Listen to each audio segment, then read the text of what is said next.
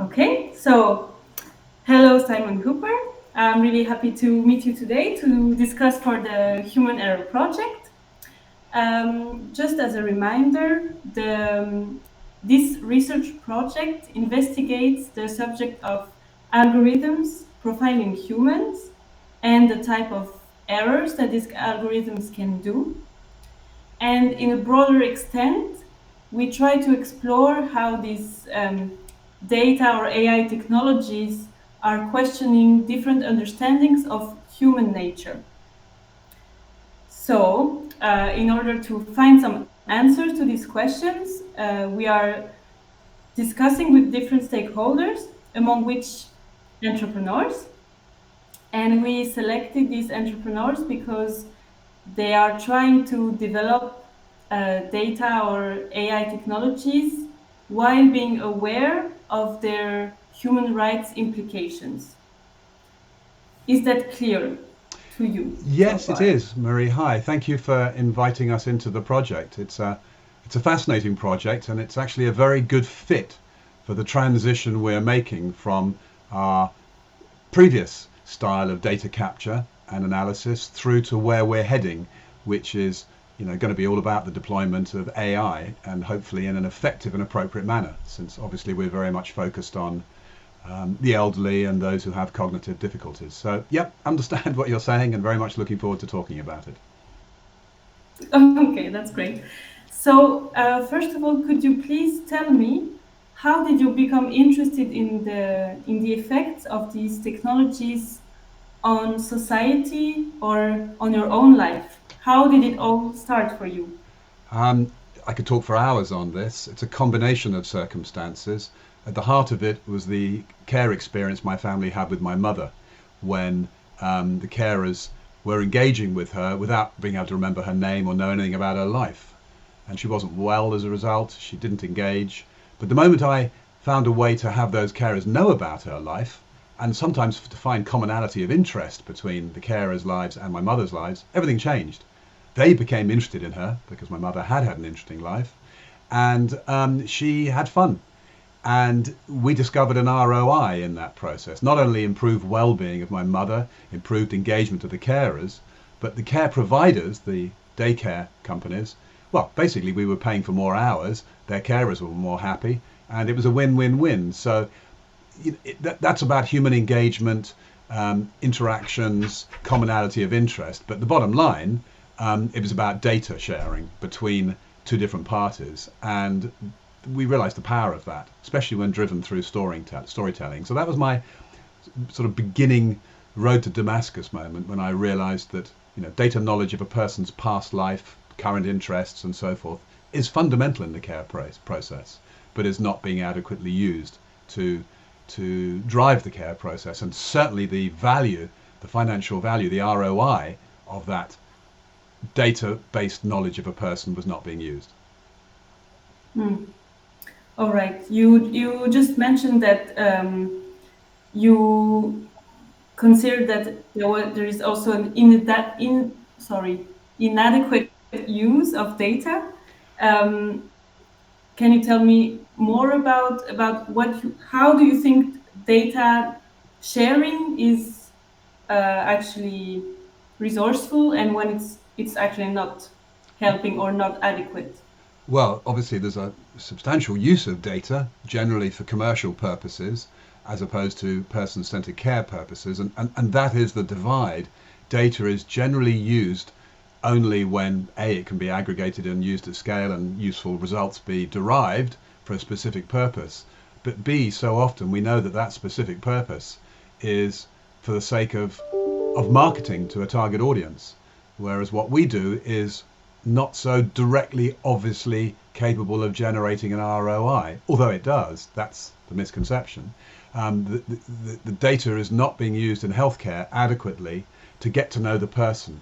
I mean, in a strange way, what we're doing is replicating what the GP used to do. And I remember when I was a kid, you go to the doctor and the doctor would sit and talk to you and learn about you and would feel that there was benefit in that relationship being established and learning about the person. So a GP appointment could be 25 minutes. The data would be acquired anecdotally and stored in a human brain. Whereas now a doctor's appointment is, I think, an average of 2 minutes, something like that, and no data is captured. The GP knows nothing about the person. Any data that is available is on screen, and it's geared towards optimizing profitability as opposed to enhancing the relationship to achieve well-being. So data has become purely a commercial proposition, and I think its ability to achieve positive engagement is missed. I mean, of course, Facebook would take a different view because their data model is all about achieving social engagement. But again, it's skewed, as we all know, to using the algorithm to capture data to optimize eye time, which optimizes the potential for commercial return on sending back those adverts that are tailored supposedly to the person. So the nutshell is data, I think, is used in the wrong way. And of course, since we're heading into the world of AI, we're very concerned that we don't fall foul of what does seem to be happening with data and AI's manipulation of it.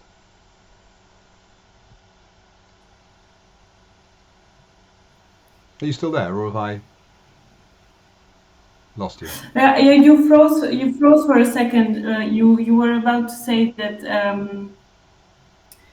that the today data use tends to be heading in only one direction, and then you froze. Okay, I'm not sure how long ago that was, but yes, that certainly is our feeling that data is today purely, understandably, focused on commercial gain. Of course, there's research purposes and so forth, and I don't want to be too generic, but in our field, data is inadequately used to enhance personal relationships or to improve the well-being of the individual, or to enhance the engagement in the care process. They misunderstand the potential return on investment of what that data can achieve. And that's the data set we collect. We call it electronic life records, ELR. So not EMR or EPR, but ELR, and that's likes, dislikes, moods, habits, preferences, well-being, life story, what you did when you were 15, what your job was, and so forth. So it's a very broad data set, but it defines the person, and you can do a lot with that data. But we've got to be careful that that data is used appropriately, basically. And AI will do its own thing, whereas right now we, have a simplistic data management process. The potential of what we can do with that data is massive when it comes to the the companies we're going to be working with, that we have agreements with. But yes, there are fears that it will be inappropriately used. I mean, we think we can manage that process, but this is what we're talking about. Okay, so can you please introduce a little bit your ReMeLife project, because you already started to talk about what you do and what you wish to do better or a different way, but yes. Sure. Well, we've evolved. Remind Me Care was our care home, or is our care home project, and what that does is use digital activities to achieve engagement between the person cared for and anyone in their care circle, from the grandkids to the carers. And digital activities that are chosen are those that our system knows will be engaging. So my mother was an artist who was at art college in Manchester in England. So our system would look for commonality between the carers or the family members who are engaging with my mother. And if the carer came from Manchester, the system would know that and would bring up activities, knowledge, data from the internet. And we have a crawler that captures data from the internet and create an activity effectively that optimizes the potential for positive engagement between the various parties. And that works well in terms of improving well-being. And of course, the big key is, as cognitive decline occurs through the years, that knowledge is maintained and captured, and a profile is continually built up of the person, such that carers who've not met my mother in a few years' time can use it as a resource to quickly and positively engage. And if one has dementia, then being able to calm through knowledge of what is engaging is a critical process. And in hospital terms, being able to achieve that has a massive ROI in terms of being able to reduce the staff deployment, the nurse deployment, to achieve such calm across a cohort of persons with dementia, people with dementia in a ward. So that's how we started, through to summarize, using data captured through digital activities engaged between the parties involved, using that data to define a profile and have that profile and knowledge and library of data be of use to the carers involved along the care journey. But of course, lockdown came, and I think we all know that, well, probably anything in this world, but certainly in care, you can't deliver care unless the business is making money. So care is about money as much as anything. And we realised that carers are just not gaining a reward that is commensurate with the work they do. And being someone who's interested in technology and very interested in blockchain, during lockdown, instead of doing what I guess a lot of people did, which was sit back on the sofa and watch TV, I started finding a way to put a crypto layer on top of our apps that I've just defined, so that there was an incentive. Our incentive previously was, the bond of human engagement, the rewards of commonality of interest. But let's be honest, we all want air miles and tokens and rewards that are more tangible and commercially usable. So I thought, why not build a crypto layer and reward carers for increasing and indeed incentivizing their engagement. So we've now created a crypto project, which, to use our term, is the world's first crypto rewards-based care and health and social care community. So same thing, we catch a lot of data about the person, but that data is owned by the individual now, and they have rights over it. And if they want to monetize it through the partnerships we have, they can do so. And then they can take that value in tokens and commercialize it by buying products. If they want to donate that data for research purposes, they can do so, to whether it's families or charities. But there's about 10 use cases where they are rewarded for enhancing their activities that they undertake through our digital free apps. There's about 10 use cases where they earn crypto. So all we've done really is put on top an incentive layer that optimizes human engagement, and the data that comes out as a result is increased. And so that therefore we have more data about the person. And of course, one of the keys to what we do is we look to match the knowledge of the person now, not only with another person, but with what's going on in their community, because our mission is very much to get people out of their homes. So whilst we're very digitally driven, our mission is not to lock people up in a screen. It's to provide them with data through knowledge of the person and knowledge of what's going on around them that gets them outdoors, gets them outside, because that's obviously very significant to well-being. So, it's always about data. And as we use more sophisticated methods to manage that data and bring others into our world, other data management entities, we've got to be very careful how that data is handled and managed. So in summary, we are a free, ReMeLife is a free healthcare platform with a multiplicity of apps, free apps that are ours, plus our partners. We've got some very big partners. And you become a member, you get to use the apps, and we capture data that helps you in your care process, and then that data can be done or dealt with as you see fit. But the underlying key is that we assist anyone who wants to generate a passive income. So the ultimate mission is for kids with autism, someone with Parkinson's, or whatever cognitive condition it may be, to be able to use our apps to generate a passive income, and therefore not be reliant on universal credit or the goodwill of family or local authorities and so forth. Because all care actions that are digitally undertaken, they have value. So through the power of blockchain and crypto, we can capture that value and convert it to something that comes to the individual, to the member, as opposed to going to Silicon Valley, where it gets turned into rocket fuel, or to Mars, or however you want to look at it. So that's the sort of overview of the mission. It's at its heart, it's simple, but in terms of some of its elements, there's a complexity to it. Certainly, I hope that makes sense. Yes, it does. There are in so many layers to it, and questions that came up when you were talking. The first one is when you were just introducing me the first app. Um, I was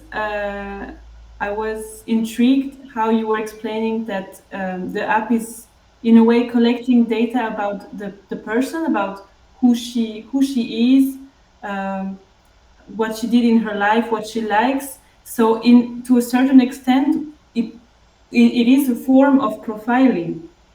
And so, we are today talking about digital profiling and even algorithmic profiling. So, I wonder, how do you think about the risks, or how do you reflect on this profiling dimension of the app that you mentioned earlier? That is exactly what we do. We build a profile of the person being cared for, and indeed of the carers and each family individual. And then we use that profile, the data points that define the person's life story, their past, their current interests. We use those to match one with the other, which I have to say we're not doing as well as we'd like right now, but we will soon. Lockdown stalled our project at that level, but it caused us to have the time to I hate the word pivot, but to get involved in the crypto side of things, because we realize money is critical in, obviously, in every element of care. But to answer your question, in terms of the data that defines the profile of the person, yeah, it's sensitive stuff, and I don't mind saying that whenever it was 4 years ago, we had to stop the project because GDPR suddenly made all that data be unusable by our primary target client base, which is care homes. So we had to rebuild so that the system was owned not by a care home that had acquired the license, but by the family, well, the individual, if they had power over their cognitive capability, if their rights hadn't been reassigned, so to speak. But anyway, owned by the family or the individual. So we had to rebuild it so the data was GDPR compliant with a layer of hierarchical permissions being granted to those users. So yes, we're very sensitive to the rights and ownership with regard to that data, but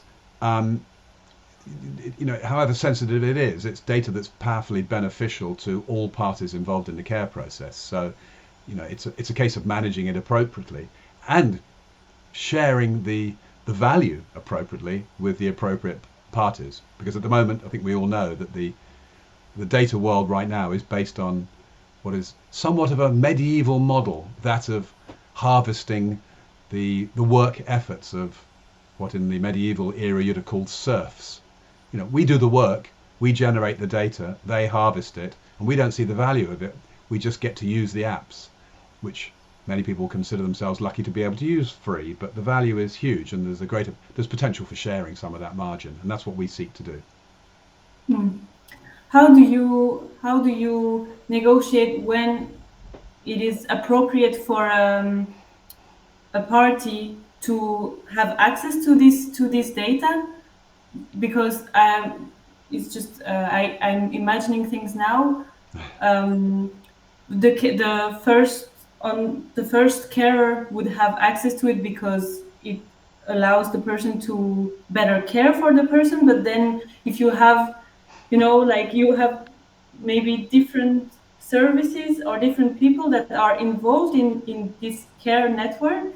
So when is the limit of access to this data? How do you define when it is appropriate or not? Either the person who's been cared for, if they have capacity, or a family admin, assuming there is a family member, or an assigned admin in a care home, care facility, if they are the only party. One of those takes responsibility for allowing other members into the care circle and gives them permissions. Some data that's sensitive, only certain parties can see, and certainly some data is not appropriate for the younger generations, the grandkids. So that's where the hierarchical permissions come in, which are easily administered by an admin. So the data is only visible to those that the admin wants it to be visible to, basically. I won't say it's a perfect system, but if a tablet's left lying around, it shuts down pretty quickly. You can't download the data, and it's owned by the admin or the person being cared for, and in perpetuity, in fact. So if once the person who's been cared for dies, that data that is then handed over for them to use, the family to use in perpetuity in a fun and comfortable format, basically. So it's not perfect, but it's certainly comparable to any other method of data management within a social construct, social system that's being used at the moment, such as Facebook. I see.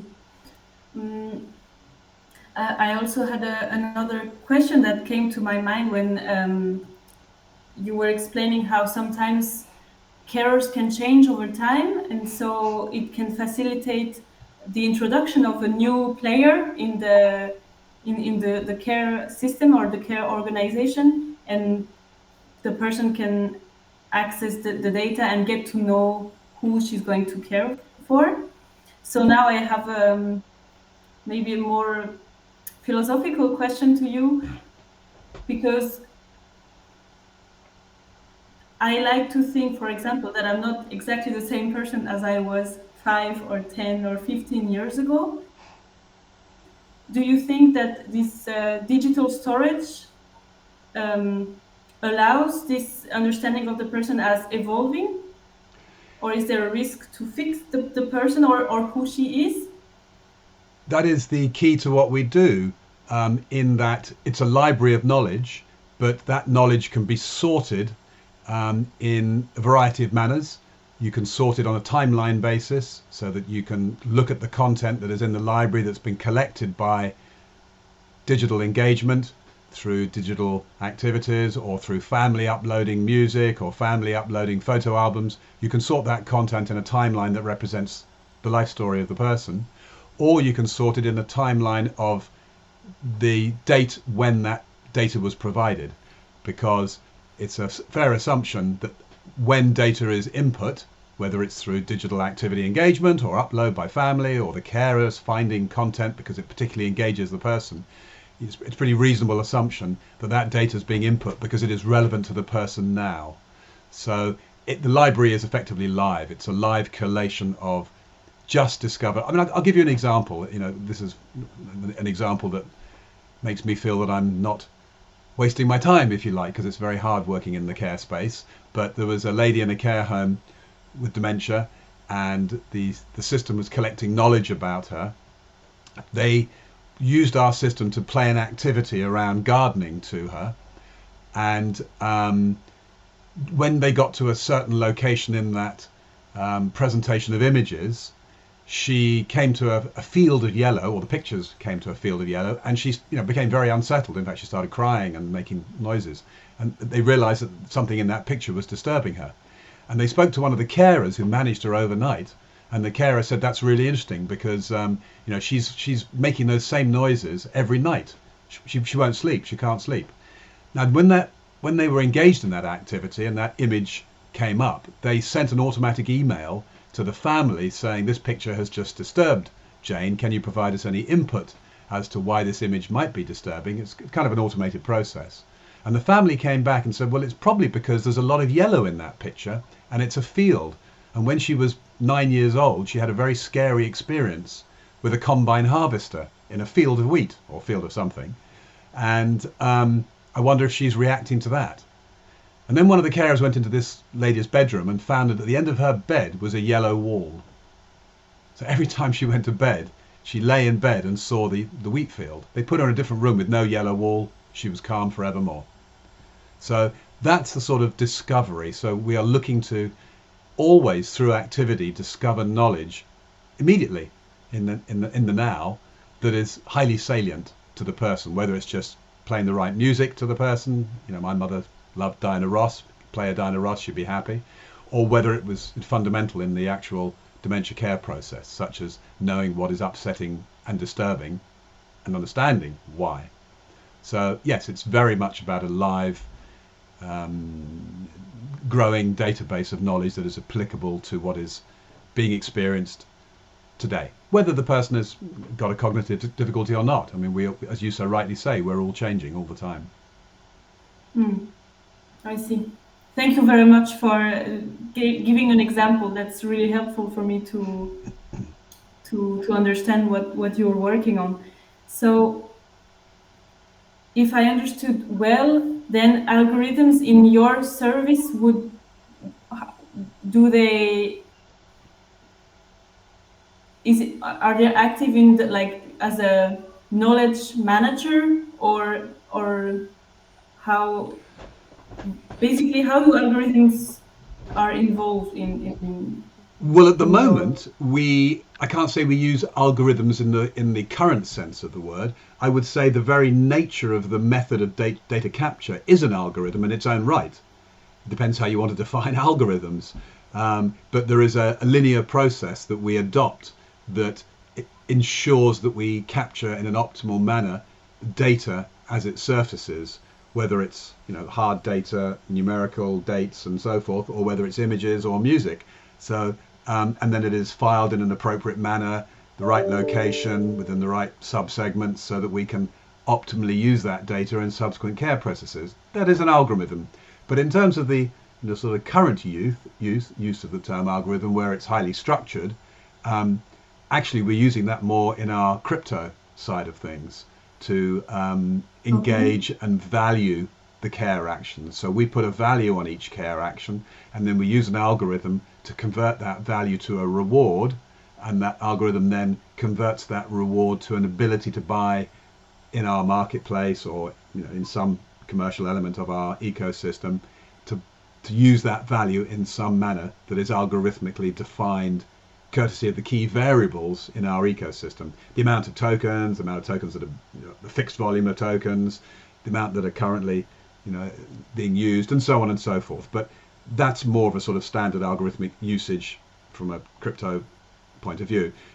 More interesting is the fact that where we're going with our data with regard to being able to be more effective in building a profile that is specifically applicable to a person with cognitive difficulties, we're heading towards the world of AI that you're so interested in, and we'll be looking to implement far more sophisticated database analytical processes that will be very algorithmically driven, and this is our concern, that we will end up losing sight of what is happening right now. Everything that is derived through that, let's call it a manual algorithmic process, it's very apparent to the carer and the family and the person who's being cared for. It's very apparent that data is applicable and relevant. But the moment you give up that control, if you like, to an AI process, we do have fears that it will. I think the word is too strong, but I'm going to use it anyway. But it'll become perverted by its own nature to deliver an output that is not quite so, well, far more clever in terms of collating a vast breadth of data and being able to do some clever things, such as matching a person's interests in their profile with what's going on in the community. That's powerful and has a strong ROI in terms of well-being, family engagement, community engagement, and the flow of money and wealth through a community. Very valuable, very powerful. But in terms of the purity of defining the person without the interference of such things as commercial value and which interests are most relevant and what's happening locally that would benefit the community and that business and the family, it can become quite, the greater the amount of variables, the greater the potential for skewing away from the purity of that data benefiting the person. Does that make sense? Yes. So basically, if I understood well, you're interested in the capacities of a more sophisticated algorithm to crunch all these different variables, but on the other hand, because it's not I mean, humanly possible to actually um, compute all this information, then the output is more difficult to make sense of or to relate to. Did I understood well? Yes, the output could very easily become geared. So we're all about community. So we're about the person-centered care and community. I guess they are two of the sort of key constants, if you like, in our model. Uh, because, well, the power of community is a power that is, in our view, undervalued, underutilized in the society we live in today. So my mother hardly ever went out. My brother never went out. But if he'd known what was going on locally in his community, he'd have gone out more. He was a rabid Chelsea supporter. If he'd known there was a Chelsea fan club down the road in a pub, he would have gone out more and had a more sociable life, more balanced life. And the same with my mother. Community is important, but you have to know what's going on and you have to find things that generate interest. But at the same time, that algorithm could, if it's incorrectly set up or if it becomes self-determining to a degree, could start looking at the interests of the community and generating revenue to be of more value than carefully defining what the interests of the individual were. I'm no expert in algorithms, but I just, we're not there yet because we've had a hiatus because of lockdown and because our coders are in the Ukraine. So we're picking up the pieces, quite frankly, but it's getting very exciting now because of our inclusion of crypto into our model. That's generated a lot of interest. So we're not far away from having to sit down and properly work out the power but risk factors that are, from what many say and from what we can read, somewhat endemic in the use of algorithms. Okay. And about this crypto layer, um, do you did you create your own crypto money, and is it just exchangeable between people who are part of your network or not, or is it open to other networks? Well, the law of care or person-centered care is that 68% of people in the world are caring for someone, either first-hand or the grandkids with grandparents who they love. We're all involved in, not all, but most of us are involved in care in one form or another. And we all need incentivization to be more caring. And the more caring we are, the better the well-being of the person being cared for, the less likely they are to visit a GP, the less likely they are to end up in hospital bed blocking or blocking up an A&E. It's a fascinating chain of engagement, and that engagement is critical.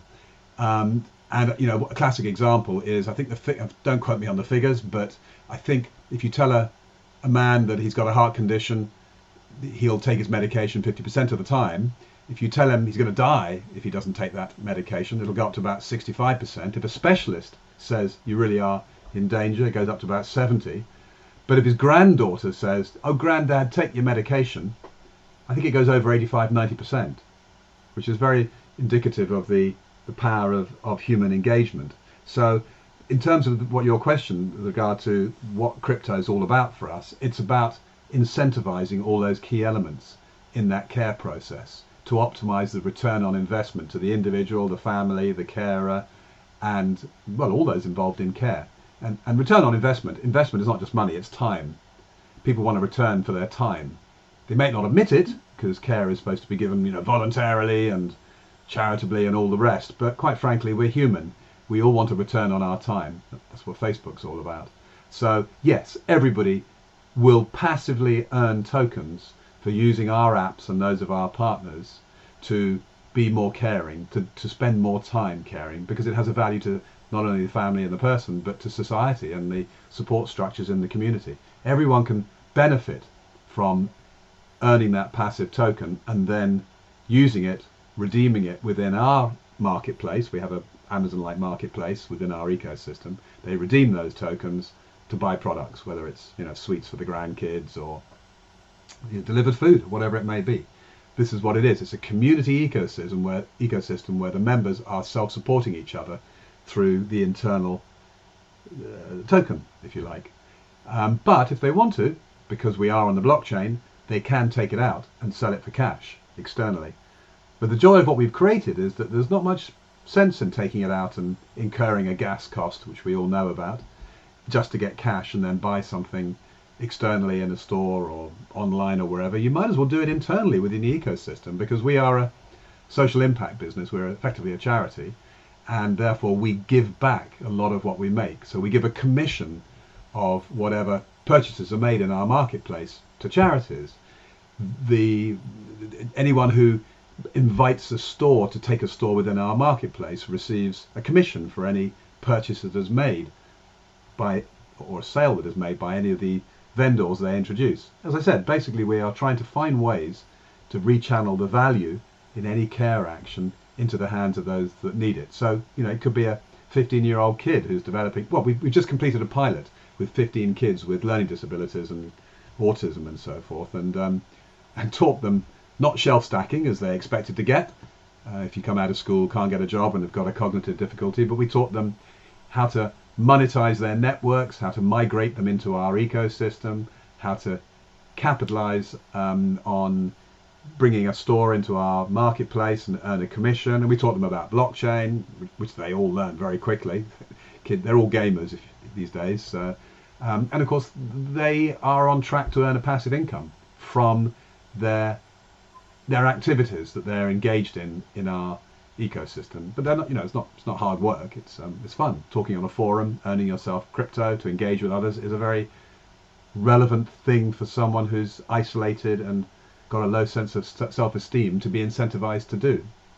So to answer your question, yes, we want as many types of use cases to be involved in earning the token, whether it's someone with Parkinson's being incentivized to get off the sofa by being rewarded with tokens, or to take their medication on time by being rewarded with tokens, or in the case of my son, engaging with my somewhat scary mother-in-law because he's getting rewarded in tokens so he can buy skins in a game. Rewards, rewards, rewards. We just thought, why shouldn't care be rewarded? Why should it be just air miles or shopping or retail? Why not care? So yes, many as are involved in care will benefit from their ability to earn the tokens. Okay. Do you have time for a last question, because we are almost uh, up for the time? Yeah, of course. Time flies. Um, how do you imagine the future of human relations with machines, and, well, of course, with algorithms? Are, is it something that bring hope to you, or rather fear, or? Well, that's really interesting. I mean, that's a very complicated question, and I don't think anyone has the answer to where the future is going to go. Um, Not even AI, probably. But I do believe the metaverse will happen in one configuration or another, and I do believe if there's any one segment of society that it will do good for, it will be those with cognitive difficulties and the elderly. They're an ideal beneficiary of the emerging metaverse. My mother, who was bedbound, really wanted to go to the Grand Canyon before she died. She could do that in the metaverse in a manner that would be adequately realistic for her to have joy, and meet with my brother who lives in the US. That's a no-brainer. So our project has as one of its modules a gateway to the metaverse that we call the ReMeVerse. So yes, I'm very optimistic that the metaverse will bring benefits. There's massive risks associated with it, in terms of reducing normal societal engagement. But if it's managed properly, and if it isn't allowed to fall into the hands of commercial interests as Web 2.0 did, if Web 3.0 continues to be decentralized, which is kind of the mantra of blockchain and crypto, if it continues to be decentralized, then individuals like ourselves will continue to ensure that the mission statement for these emerging elements will be to bring societal gains, societal benefits, as opposed to purely shareholder gains, which has been the problem, obviously, with Web 2.0. Those companies have probably started with good intent, such as Facebook and so forth, ended up being the slaves of their shareholders, having to generate increasing returns on a non-ending basis, which is not necessarily to the benefit of the audience. So am I optimistic? Well, I'm an entrepreneur, so I'm rabidly optimistic all the time. It's a big responsibility. I'm hoping we will grow to a stature where we can take a role in this emerging world. I think I am optimistic because the younger generation is very different from our generation, and I think they will, God willing, have a a less self-centered role. There's lots of problems with the generations that my kids are part of, but they don't seem to be quite so self-centered as we are, quite so Thatcherian. I'm a Thatcher's child, so I was raised to be geared towards the profit motive, which is critical in a capitalistic society. But our mantra is sharing is caring, and I think there's a lot of money to be had if sharing became more fundamental. So I think the new technology can open up some new channels that will be beneficial to society and sharing, and reduce the wealth gap, but fundamentally, which is obviously what is causing so many problems now. You've asked a difficult question to end with because there's so much to talk about. But yes, I'm optimistic. Okay, well, thank you for trying to answer it, because um, do you have questions to ask Can I ask me. you a question before you go? Yes, yes. I'm very curious what your views are because you just spent whatever it is, probably a year, maybe two, looking at and addressing your fears with regard to the potential fallacies of algorithmic benefits. You must have a view by now, or at least a, if not a decisive view, certainly a helicopter view of it. I'd like to know what it is. Okay, well, Okay, well, the the view that view I that I can can give give. is really personal because I Yeah. don't want to rush the conclusions of the human error project that are still. Well, Marie, you can tell us what got you into this because you will have had views before you started. I realise you probably don't want to reveal your outcomes until you finish your work, but perhaps what I know what got me into doing what I'm doing. There must have been, some either concerns or vision that started you off on this journey. I think that's what, you know, my world would be interested in hearing. Why someone is focused on this particular area of research. So this project was born from the previous research project of Veronica Barassi. Her previous research project was called Child Data Citizen, and as she was investigating how big tech companies are actually collecting data on children even before they are born, and then deducing some personality traits or some health potential outcomes out of this data and taking this data as the truth.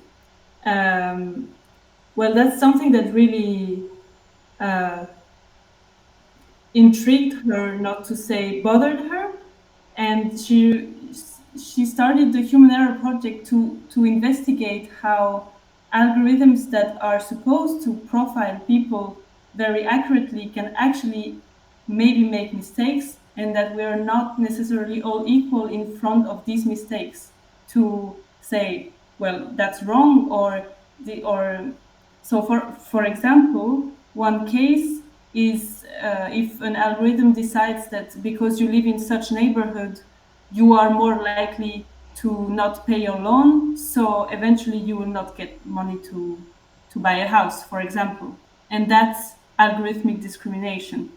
So did I answer your question? Yes, very much so. It's Yeah. very interesting and very relevant to where we see ourselves going over these coming years. Thank you. Thank you. Anyway, of course, the when we have results, like when we publish results, I'll keep you in the loop and I'll send them to you if you're more interested. And um, I'm happy to stay in contact with you because your project is also going to evolve, right? It's been great talking to you. Thank you very much, Marie. Thank you.